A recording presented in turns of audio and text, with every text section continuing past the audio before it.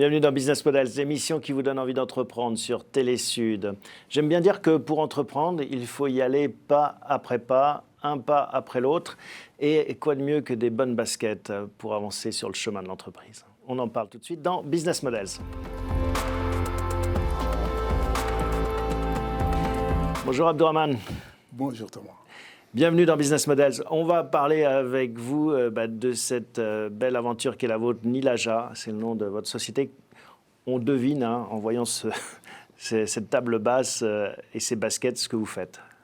Effectivement, on fait une marque de chaussures purement africaine qui s'inspire à travers les couleurs et les charmes de l'Afrique, que l'on nomme Nilaja et qui signifie qui apporte la joie en langue yoruba.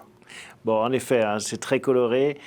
Très joyeux. On va revenir bien sûr tout à l'heure sur cette aventure, mais on commence toujours par regarder un peu l'actualité. Il y a de l'actualité dans le monde des sneakers, comme on dit en bon français, ou des baskets.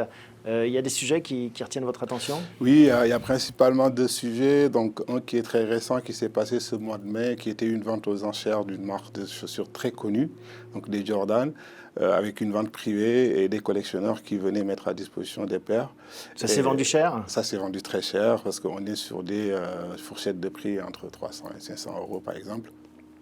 Et l'autre actualité, c'est effectivement ce qui se passe aux États-Unis avec la virtualisation des modèles de sneakers. Ouais.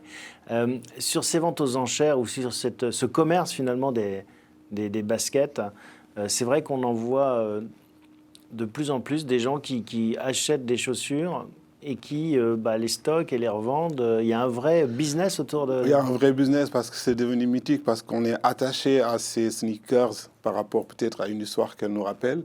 Et donc, du coup, ceci apporte une certaine valeur sentimentale qui n'a pas de prix. Parce qu'il y a deux marchés. Il y a les sneakers qui ont été portés d'occasion et puis celles qui sont restées emballées neuves. Exactement. Donc, il y en a une, c'est vraiment de la spéculation, celle qu'on n'a pas touchée et puis qu'on revendra dans quelques années en espérant que le prix est monté. Voilà. Et il y en a aussi celles, comme je viens de le dire, qui nous rappellent une certaine histoire, une certaine jeunesse, un certain vécu. Quand on a 30 ans, 35 ans et qu'on voit une paire de baskets qui nous rappelle nos 10-12 ans, forcément, il y a cette valeur sentimentale qui nous pousse à mettre ce prix-là.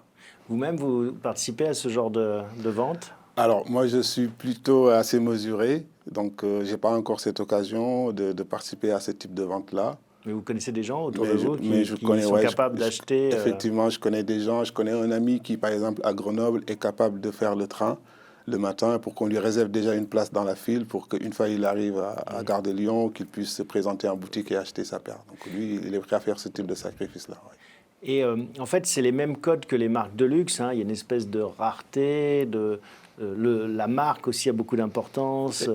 Exactement. Lorsqu'on porte une marque qui est reconnue, comme vous venez de le dire, cette espèce de rareté, de se dire j'ai brandi en fait un trophée parce que je porte cette marque et je porte aussi une des raretés de cette marque-là. Vous êtes sensible, vous, dans la rue, vous regardez un peu les baskets oui, des uns et des autres? Oui, forcément, lorsqu'on aime ce monde de sneakers, donc oui, très facilement. On s'inspire aussi de ce que portent les gens, ce que font aussi les grandes marques, effectivement. Donc on a cet œil-là sur vraiment comment les gens sont habillés au niveau de leurs pieds. Ouais. Alors, vous mentionnez autre chose, une autre tendance intéressante, qui est peut-être un peu le prolongement, c'est ce phénomène de virtualisation, en effet, les fameuses NFT, c'est-à-dire les marques, il y a Nike, récemment qui s'est lancé là-dedans avec un partenaire Artefact dont un fondateur était français d'ailleurs,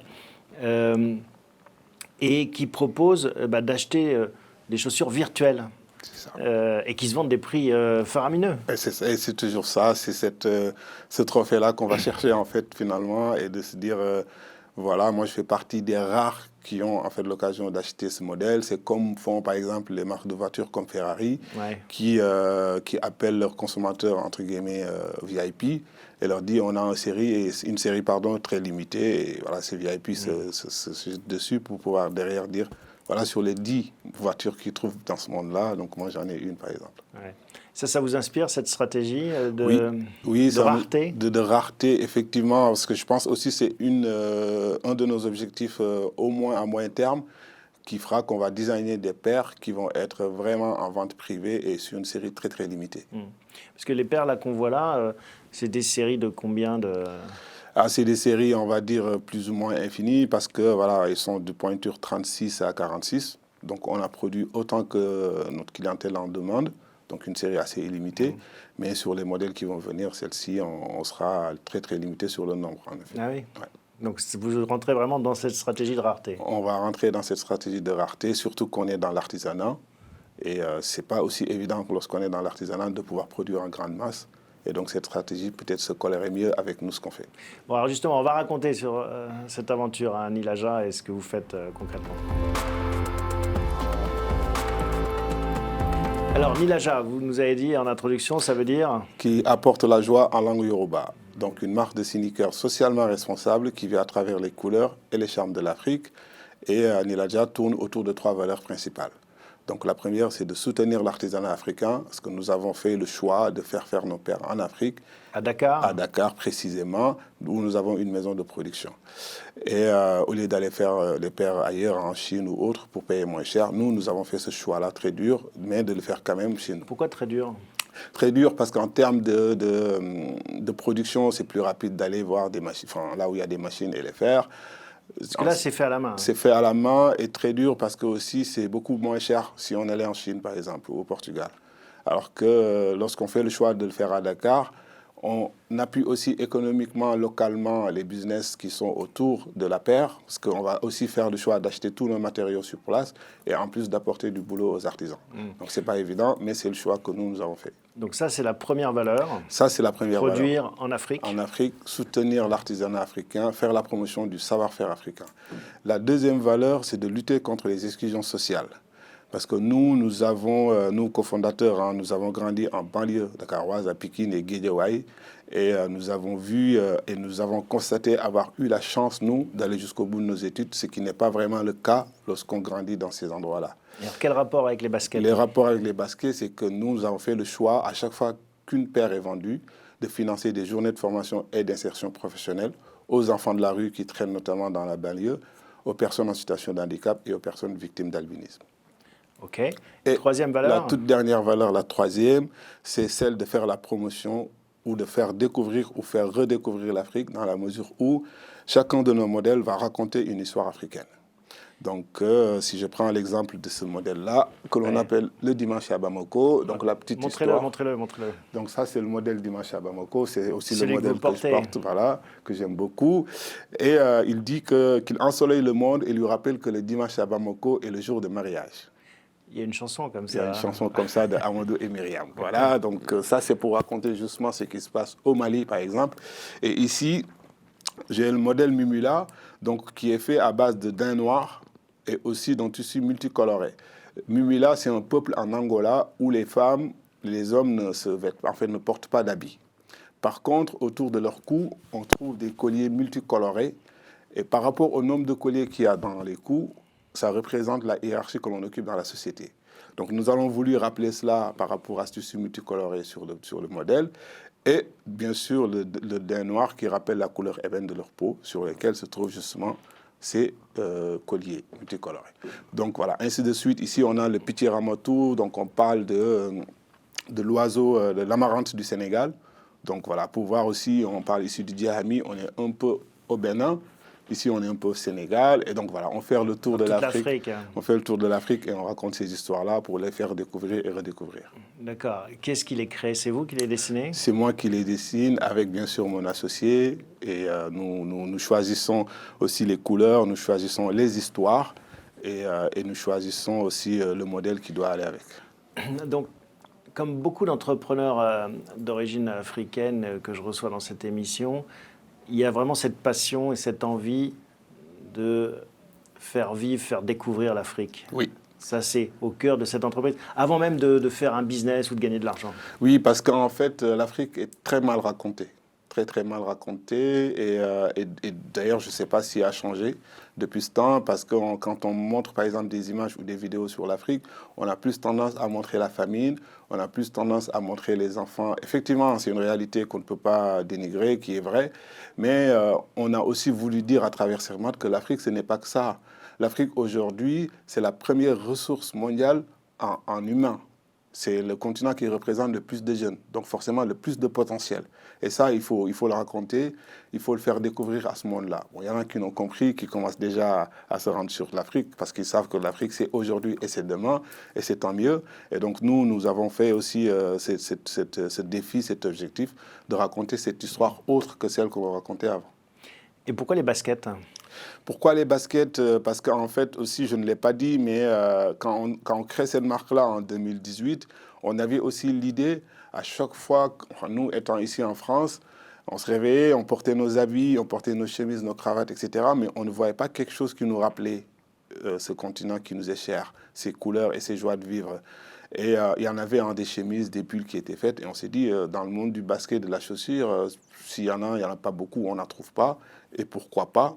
Et en plus de cela, moi, quand j'étais retourné en vacances en 2016, j'ai connu un ami cordonnier qui travaille dans la chaussure. Et on s'est dit, pourquoi pas lancer en fait la marque et l'aventure avec lui, en lui apportant au préalable la formation qu'il faut. Et une fois que c'est fait, normalement, aujourd'hui, on a ce produit-là qui est capable de concourir toute marque sur le marché. Lancé en 2018. Hein. Exactement, et initié en 2016, où justement on a fait cette partie formation au cordonnier, mais aussi de design, d'études de marché et autres. Et alors, donc, c'est une société qui est accessible uniquement sur Internet? Elle est accessible sur Internet, sur toutes les plateformes digitales, donc les réseaux sociaux. On est présent sur Facebook, Instagram, Twitter, avec le nom Niladja Sneakers. Mais aujourd'hui aussi, on est présent sur d'autres plateformes digitales. Je parle notamment des partenaires qui revendent les paires sur Internet. Mais pas de boutique? Pas de boutique. Et ça, c'est un choix? Ça, non, ouais, pour un début, c'est un choix parce qu'on n'a pas encore les moyens de se faire une boutique parce que quand même, il y a toute une charge derrière à pouvoir supporter. Mais sur le moyen terme, on compte en ouvrir 2 pour élargir notre marque et nos ventes. Une à Dakar et une autre ici à Paris. Comment ça marche alors, ce business? Est-ce que vous êtes content? Combien est-ce que... Alors, oui, je suis très content parce que pour une seule raison, je peux être content. Parce qu'à partir du moment où on arrive à travers cette marque d'embaucher des cordonniers, de les faire travailler. Vous en avez combien maintenant qui travaillent? Là, on a un atelier qui a 2 cordonniers. Et bon, je ne l'ai pas dit, mais on est un effectif d'environ 7 personnes entre ici et la France. Donc il y a les 2 cordonniers, il y a aussi la personne qui supervise et il y a une autre personne à Dakar aussi qui gère la partie marketing et relations clients. Donc moi je suis très content parce qu'à travers ces cordonniers, à travers ces personnes-là, ils ont un salaire, ils sont financièrement heureux et donc ils parviennent eux à aider leur famille et à s'aider et rien que ça c'est une réussite.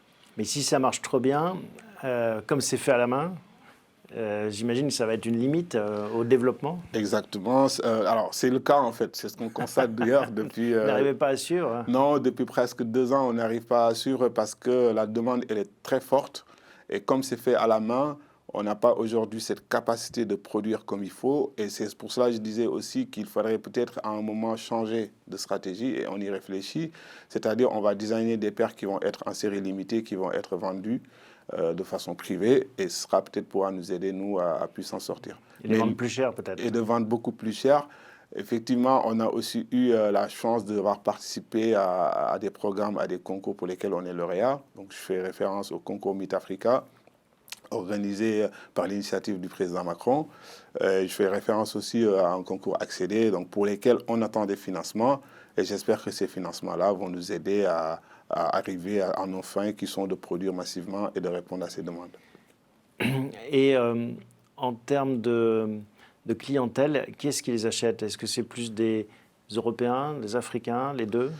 Au début, comme on veut promouvoir l'Afrique, on se dit forcément que la cible première, c'est ici, en tout cas c'est l'Occident, autre que l'Afrique, autre endroit que l'Afrique. Et en fait, on se rend compte que finalement, on a aussi à apprendre aux Africains aussi leur histoire. On a aussi à apprendre aux Afro-Africains, Caribéens qui sont nés, qui sont grandis en Occident, leur histoire. Et donc, du coup, notre cible s'est élargie et aujourd'hui, en fait, on touche tout le monde. Tout le monde. Quelles sont les prochaines étapes pour cette entreprise, Niladja? Qu'est-ce que vous avez sur votre feuille de route? Sur notre feuille de route, on a à finir la production de 3 nouveaux modèles qui vont arriver cet été. Et puis maintenant, de changer strictement les modèles qui sont... Enfin, ils sont déjà designés, les autres modèles qui vont arriver.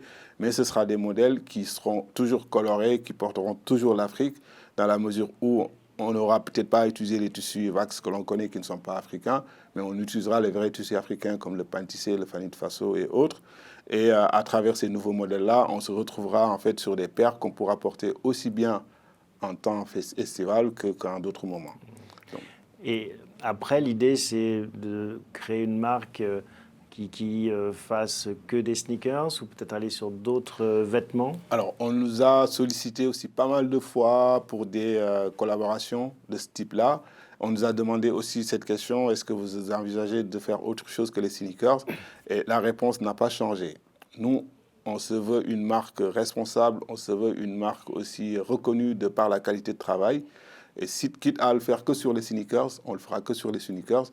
Et une fois que notre marque est reconnue par la qualité de travail, par le produit que l'on propose, on pourra toucher à autre chose, ou en tout cas au moins se mettre en collaboration avec d'autres marques. Qui a été le plus difficile pour lancer cette marque pour vous? C'est la mise en place et la formation au niveau local. Franchement, au Sénégal, il ne faut pas se mentir non plus, ce n'est pas si évident sur les attentes qu'on a quand on vient et qu'on veut mettre les choses en place. On n'a pas les mêmes compréhensions, on n'a pas non plus la même réalité sociétale, on n'a pas la même réalité culturelle qu'ici par rapport aux rigueurs que l'on donne, par exemple, sur le travail. Et il fallait encore mettre en place, former les gens, leur expliquer vraiment ce qu'on veut faire, aussi leur expliquer notre vision à long terme, qui malheureusement, eux, sont plus sur le court terme, en fait. Et voilà, ça, c'était très, très compliqué. Mais voilà, avec le temps et en pas lâchant, on y arrive petit à petit. Ouais, ça, c'est une vraie aventure aussi culturelle pour vous, du coup, de transmettre quelque part. Exactement, pour avoir été là-bas, donc je fais parfaitement du coup cette réalité, je l'ai vécue, j'y ai grandi parce que je suis né à Dakar aussi, je suis venu ici à l'âge de 22 ans en France, et donc d'avoir aussi eu cette expérience en Europe qui me permet moi en fait, de pouvoir juger de ça. Je le dis souvent à mes amis français que moi je pense que je comprends mieux ce que c'est la rigueur que vous, parce que vous n'avez pas peut-être ce recul pour pouvoir le comparer à autre chose que vous n'avez pas vécu. Et donc, du coup, c'est plus facile pour pouvoir, en fait, passer le message de l'autre côté. D'accord. Bon, Abdourahmane, on va justement s'intéresser à votre parcours personnel. On va raconter un peu votre histoire d'entrepreneur.